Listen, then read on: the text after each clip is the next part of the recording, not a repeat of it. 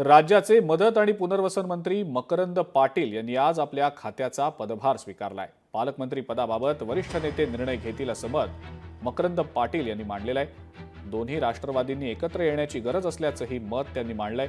त्यांच्यासोबत याच संदर्भात खास संवाद साधलाय आमचे प्रतिनिधी विकास मिरगणे यांनी। राज्याचे मदत आणि पुनर्वसन मंत्री मकरंद आबा पाटील यांनी आज मंत्रिपदाचा पदभार हाती घेतलेला आहे। आपल्यासोबत आबा आहेत। सर, आज तुम्ही मंत्रिपदाचा जो आहे पदभार हाती घेतलेला आहे।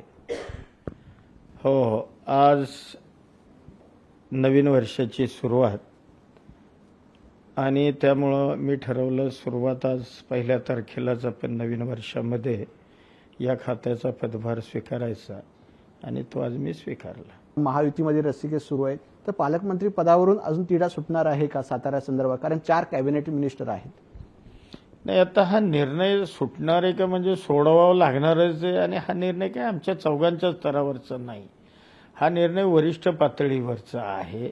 आता वरिष्ठ नेते मंडळी या संदर्भात निर्णय घेतील आणि ज्याला कोणाला असेल त्याला नेमतील। कॅमेरामन निकेशसह विकास मिरगणे, लोकशाही, मुंबई। लोकशाही मराठी ऐका, पहा, जागरूक रहा।